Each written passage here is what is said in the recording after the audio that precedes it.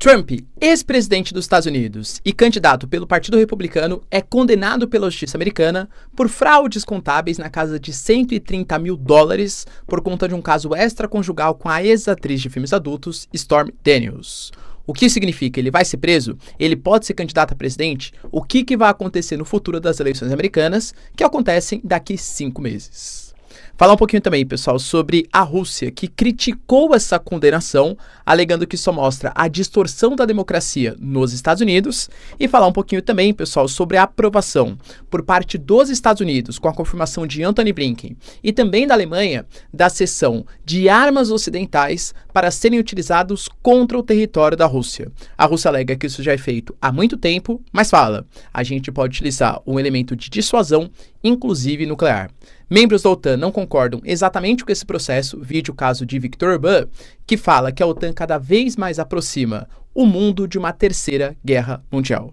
Para finalizar, pessoal, falar um pouquinho também sobre a relação entre Zelensky e Brasil, sendo que ele convocou uma série de jornalistas sul-americanos e garantiu que o Brasil está se aliando com o governo terror, e que inclusive o Brasil precisa dar um ultimato nesse momento contra a Rússia. Será que o Brasil vai de fato respeitar? Se vocês querem entender um pouco mais sobre esses assuntos, e muito mais também sobre geografia, geopolítica, atualidades, política, polêmicas, enfim, tudo para você se manter sempre bem atualizado, já se inscreve no canal, deixa seu like e compartilha esse vídeo, que eu, professor Ricardo, conto muito com a sua ajuda. Belezinha? Para quem não me segue no Instagram, pessoal, @prof_Ricardo Marcílio, e recado rapidinho aí da nossa parceira do canal. A bota Thunderbell é muito versátil, feita para uso urbano, tático, trilhas e até mesmo com EPI, pois possui CA. Possui um sistema anti-perfuro feito de material balístico que protege seus pés de pregos, vidros e outros objetos perfurantes. A sua palmilha garante maciez e conforto similar a um tênis, mas tem muita resistência na sua construção, com solado colado e costurado que resiste até 300 graus. O couro no book é fácil de limpar e a bota é muito ventilada, garantindo extremo conforto. É 100% nacional e vem com 180 dias de garantia contra defeitos de fabricação. Então clica no link que está na descrição e usa o cupom para um desconto especial para garantir já a sua bota Thunderbell. Bom, galera, então bora lá pro vídeo, ó. Como eu falei para vocês na introdução, o Trump, ele foi condenado pela justiça americana. Ainda não sabe exatamente a sentença, né, a pena, porque isso só vai ser feito lá no dia 11 de julho, mas assim, na pior das hipóteses, ele pode pegar 4 anos de prisão. Por que isso vem acontecendo, né? Porque ele está envolvido em vários outros processos, que a gente vai falar daqui a pouquinho no vídeo, tá? Eu diria que esse é o mais leve de todos, é o que menos pode levar ele, inclusive, para prisão. Mas nesse processo, ele supostamente, falo supostamente, né? Se bem que já foi dada a sentença, mas enfim, né? Ele comprou o silêncio de uma atriz de filmes adultos, ou ex-atriz de filmes adultos, Stormy Daniels, com a qual ele teve uma relação extraconjugal. Isso há bastante tempo. Só que, claro, como ele faz parte do Partido Republicano, lá nas eleições contra Hillary Clinton, e ele tem uma pauta muito mais conservadora, da família, tal, essas coisas, não pegaria muito bem, eticamente falando ou moralmente falando, você ter uma relação extraconjugal enquanto era casado. Não é crime ter relação extraconjugal, mas politicamente falando, claro que abalaria bastante o seu próprio eleitorado.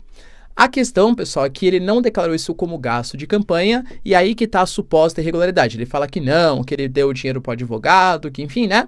Cara, a gente teve a justiça deliberando que de fato foi um momento irregular, que ele não declarou aquilo como um eventual gasto de campanha. O Trump fez uma série de críticas, tá? Só lembrando, né, professor, isso quer dizer que ele pode ser preso agora?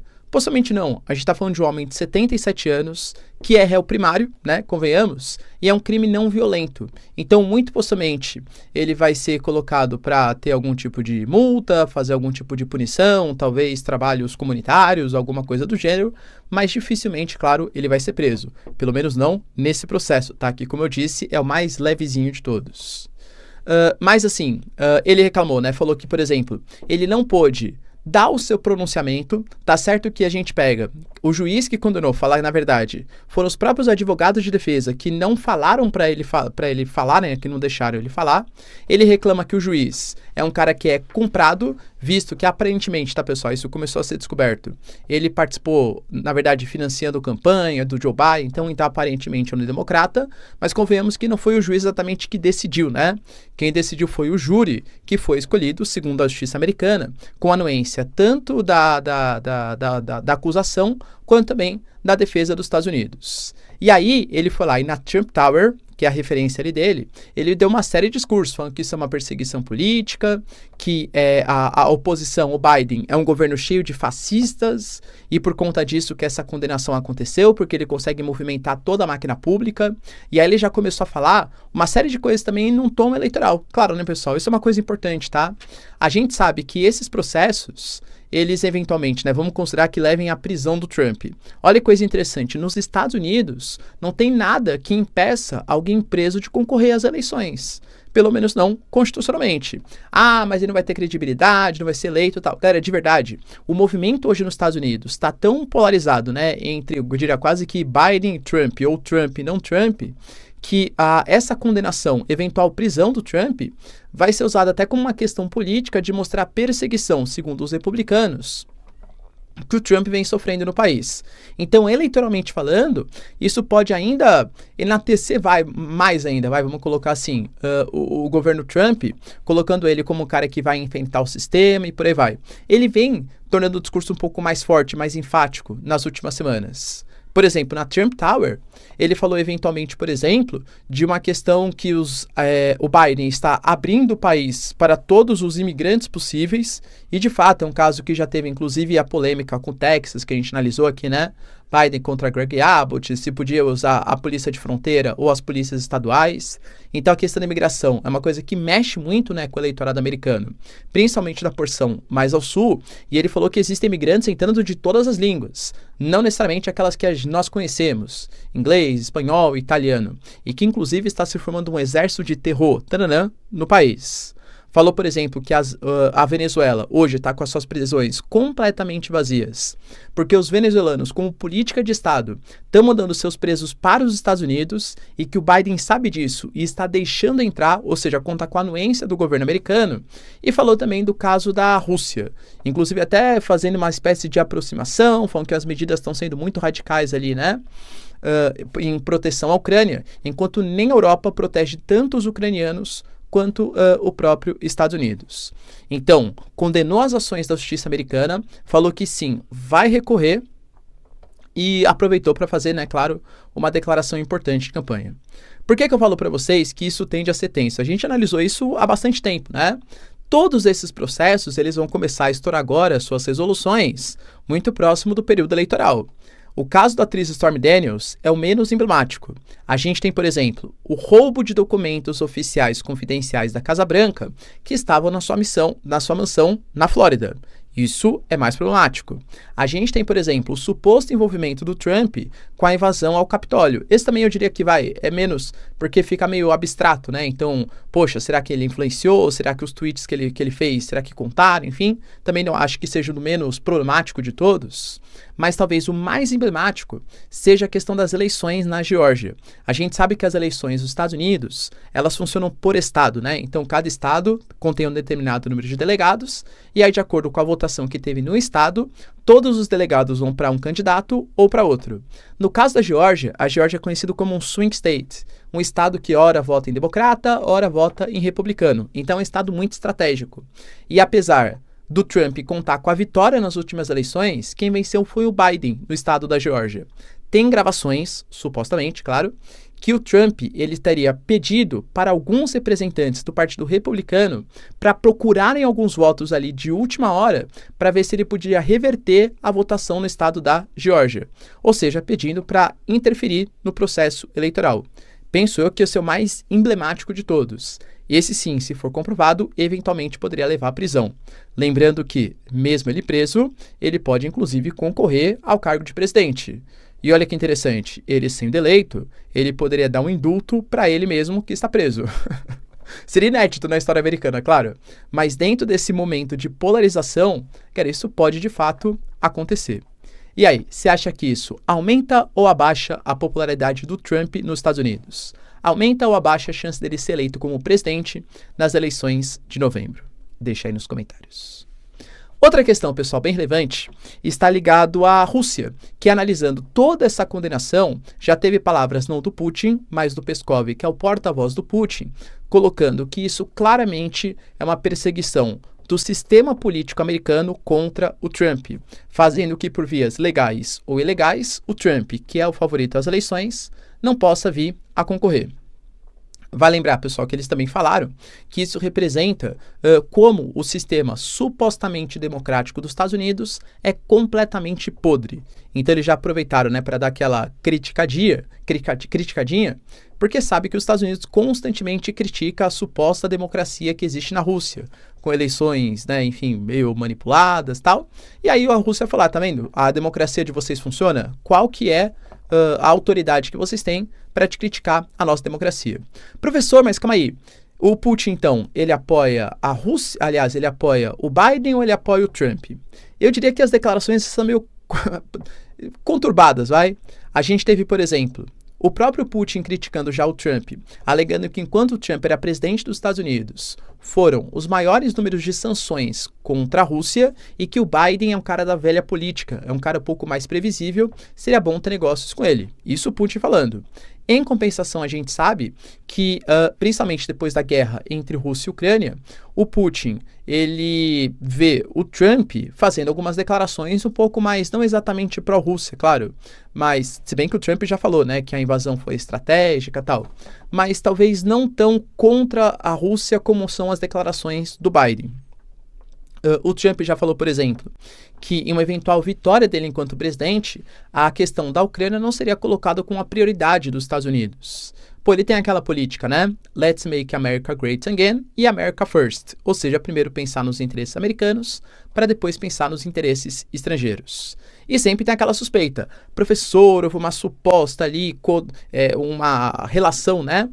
Entre a Rússia e o Trump, porque a Hillary Clinton, na época, seria pior para a Rússia do que foi o Trump. Isso foi amplamente investigado pelos Estados Unidos. Depois de 3 anos, não chegaram a uma conclusão que a Rússia, de fato, ajudou o governo Trump. Então, vou colocar aqui em suspeição, claro, né? Mas existem essas supostas relações que a Rússia poderia ter ajudado a eleição do Trump lá em 2016. Outra notícia, pessoal, bem relevante, e eu diria que bem problemática, perigosa, está ligado ao Biden, tá? Isso confirmado pelo próprio Antony Blinken, que está numa reunião de ministros da OTAN ali em Praga, na República Tcheca, colocando que o Biden, sim, ele autorizou o uso de armas americanas em solo ucraniano. E olha que interessante, não foi só o Biden, tá? A gente teve aprovação por parte também da Alemanha, Olaf Scholz, que até então era extremamente reticente em relação a isso. Olaf Scholz se reuniu com Macron e os dois anunciaram que sim, o Ocidente está autorizado, pelo menos a Alemanha e França, né, a ceder armas para a Ucrânia utilizar em solo russo. E o Antony Blinken justificou que isso só está sendo feito por conta dos avanços em Kharkiv, colocando que os avanços que foram feitos em Kharkiv nas últimas semanas, né, nos últimos meses aí, na regiãozinha nordeste ali da Ucrânia, estão avançando para uma região que é muito estratégica para os ucranianos, porque ali é um dos principais polos industriais e um dos principais polos políticos, a segunda maior cidade do território ucraniano, uma importante zona militar. O Putin alega que, na verdade, ele não quer dominar Kharkiv. O que ele quer fazer é uma zona tampão, porque era a partir próximo de Kharkiv que a Ucrânia estava atacando Belgorod, dentre outros pontos. Quem está falando a verdade, cara, convenhamos que não sei, tá? Mas o Antony Blinken garantiu que, apesar disso, ele não autoriza atirar contra civis, atirar contra posições militares da Rússia, como refinarias ou outros pontos, que não estejam focadas em atacar a Ucrânia e que é apenas um sistema de defesa. E aí ele fala, bom, como a gente está fornecendo só uma defesa para os ucranianos, isso não é uma escalada do conflito. Só que claro que o Peskov e a própria Rússia têm informações completamente diferentes. Eu falei para vocês, pessoal, ontem mesmo, tá? O Lavrov falou, olha, se o Ocidente começar a fornecer equipamentos, posicionar mísseis, a gente vai ter que tomar algum tipo de dissuasão nuclear. Exercícios nucleares com armas táticas nucleares estão sendo realizadas por Belarus e por Rússia em conjunto, entende? E o próprio Peskov falou que ele sabe que há tempos o Ocidente já vem utilizando armamento, que aliás, que a Ucrânia já vem utilizando armamentos do Ocidente e tal, para fazer ataques contra a Rússia. Ele fala assim, olha, Se essas informações foram divulgadas para vocês só agora, sinto muito, mas a Ucrânia usa essas armas ocidentais há muito tempo para atacar o nosso território. Então, se de fato vai mudar alguma coisa, galera, convenhamos, eu sempre trago para vocês, tá? A gente teve, por exemplo, isso já faz mais de um mês, a notícia que mísseis Ataque-MS, cedido pelos Estados Unidos, foram utilizados para atacar a Crimeia. Os drones, por exemplo, aí não são exatamente ocidentais, mas também estão penetrando bem a fundo no território russo. Inclusive em Krasnodar, né, tivemos um ataque aí recente que aconteceu, próximo ali da região da Crimeia, entende? Então são alguns pontos, galera, que chamam bastante a atenção e que, de novo, mostram como a guerra está escalando e tende a continuar escalando no futuro próximo, infelizmente falando, para quem pensa na paz, claro. O próprio Viktor Orbán, que é o líder da Hungria, que é um dos membros da OTAN e também da União Europeia, mas a gente sabe que é quase o patinho feio, né, dessa relação. Por quê? Porque apesar de fazer parte da União Europeia, fazer parte da OTAN, ele já considera que não vai fornecer pacotes de ajuda militar para a Ucrânia e também não vai servir como um entreposto geopolítico, um entreposto logístico para fornecimento de equipamentos para o Zelensky. E ele deixou bem claro, pessoal, que a OTAN, cada atitude que faz aproxima ao mundo cada vez mais de uma terceira guerra mundial, colocando dois motivos como os principais. Primeiro falou, pessoal, que a OTAN ela está escapando das suas funções e é por isso que a Hungria não vai servir como esse entreposto logístico, esse ponto de ajuda para a Ucrânia, porque ele falou, olha, quando a Hungria ela entrou na organização, a gente entrou numa aliança militar de defesa. Então, a OTAN só deveria ser convocada ou só deveria fornecer armamentos, etc., quando tivesse algum tipo de ataque que fosse feito contra membros da OTAN. A Ucrânia não faz parte da OTAN, então esse já passa a ser um plano geopolítico. Ele até fez uma espécie de comparação, né, dessa questão da defesa, que é como se estivesse acontecendo um incêndio, e aí a OTAN vai lá e quer apagar o incêndio com um lança-chamas, ou seja, se metendo num conflito que não deveria pertencer aos interesses da OTAN. Vai lembrar que a OTAN fala que esse conflito, por mais que a Ucrânia não faça parte da OTAN, interessa sim a OTAN, porque a Rússia realizando uma operação militar em áreas próximas do solo da OTAN, né, do território da OTAN, visto que tem os países bálticos, tem a Polônia, que faz ali fronteira com a Ucrânia, dentre outros pontos que chamam muita atenção por essa proximidade geopolítica. E falou também, pessoal, que essa questão do Ocidente ficar cedendo armas para a Ucrânia vai fazer com que a Rússia cada vez mais invada o território ucraniano. Por quê, né?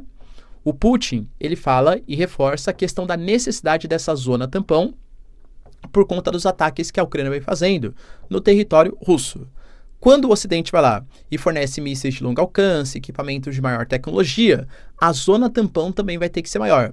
Ou seja, o Viktor Orbán fala que ceder armas ocidentais para a Ucrânia nesse momento é querer que a Rússia aumente ainda mais a sua incursão militar no território ucraniano, aproximando o mundo de uma eventual terceira guerra mundial, até pela retórica e pelas ameaças nucleares de dissuasão nuclear que já foram faladas pelo Peskov, pelo Lavrov, pelo Putin e pela própria Maria Zakharova. E para finalizar, pessoal, a gente teve também uma notícia bem relevante acerca do Zelensky e a sua entrevista. E nessa entrevista ele deu cutucadinhas ali, ó, no Brasil, na China e inclusive tem ali notícias extraoficiais divulgadas pela Financial Times que o Zelensky estaria incomodado até mesmo com os Estados Unidos. Por quê, né? Ele convocou ali uma entrevista a partir de um pedido do Ministério das Relações Exteriores da Ucrânia com uma série de jornalistas sul-americanos. A gente sabe que a América do Sul, via de regra, excetuando alguns países, né, como Chile e tal, não vem adotando um posicionamento tão pró-Ucrânia assim. Aliás, se a gente for pegar o Brasil, talvez seja até um pouco contrário a essa posição. E aí ele convocou essa entrevista falando que é necessário não só os países tradicionais, como os Estados Unidos, Canadá, o G7, né, a própria OTAN, apoiarem a Ucrânia, mas o mundo inteiro. E falou, inclusive, críticas exclusivas, nominalmente voltadas ao Brasil. Deixando bem claro, pessoal, que o Brasil colocou a economia como prioridade, se aliando com o agressor, mas que a economia só devia vir depois de pensar nas crianças, nas famílias e na própria vida. Que guerras deveriam sim mudar os valores, não levar em consideração apenas as questões ideológicas, as questões comerciais. Ele criticou muito, por exemplo, a questão que Brasil e China só participariam da cúpula de paz na Suíça, organizada para o dia 15 e dia 16, se a Rússia também participasse. Aparentemente, pessoal, a Suíça ou não fez o convite à Rússia, ou não fez o convite ainda à Rússia, porque a Rússia já anunciou que mesmo que seja convidada, não vai participar da cúpula. A Suíça fala, aliás, a Rússia fala, que a Suíça não é mais um país neutro, depois que adotou as sanções contra a Rússia, e que ainda esse tipo de resolução vai discutir somente a fórmula de paz do Zelensky, e algum tipo de propaganda democrata, já que os democratas gastaram bilhões de dólares e não conseguiram nada nessa ofensiva para tentar reconquistar cerca de 20% aí mais ou menos, né, do território da Ucrânia que foi invadida pelos russos. E aí o Zelensky falou, pessoal, que o Brasil, ele não entende, né, porque que o Brasil, apesar de ser um governo supostamente democrático, está cada vez mais próximo desses ditadores da Rússia. Por que que o Brasil está mais próximo da Rússia? Poxa, eles são terror. Tanana. O Brasil, em contraposição, respondeu, né, por meio do Itamaraty, alegando que não é que o Brasil está tomando o lado de um e de outro, e que o Brasil só pensa na paz, mas que qualquer tipo de fórmula de paz deveria contar com os dois lados, senão vai ser propaganda ou pró-Rússia ou pró-Ucrânia, coisa que o Brasil não participaria. Lembrando que essa cúpula da Suíça está incomodando demais o Zelensky, porque até o Biden não vai participar. O Biden, nos mesmos dias, vai estar envolvido na campanha eleitoral. E vão ser dias de arrecadação de campanha, com a presença de artistas hollywoodianos como Julia Roberts, George Clooney também vai estar lá. E aí ele precisa arrecadar fundos para a campanha que vai ser feita contra o Trump, né? Que vai ser mesmo dia da cimeira, da reunião na Suíça. Então o Zelensky, segundo o Financial Times, está incentivando, não ele mesmo, tá? Mas os seus deputados a criticarem a China, que não vai participar, e a criticarem os Estados Unidos, que também não vai participar. Ou seja, críticas indiretas para ver se os americanos se tocam da importância para a Ucrânia de participar dessa cúpula na Suíça. Beleza, pessoal? Deu para entender os principais acontecimentos? E, aliás, Brasil tá muito pró-Rússia mesmo? Deixa aí nos comentários, quero saber sua opinião. No mais, galera, se vocês curtiram, tamo junto, beijos, abraços e tchau, tchau.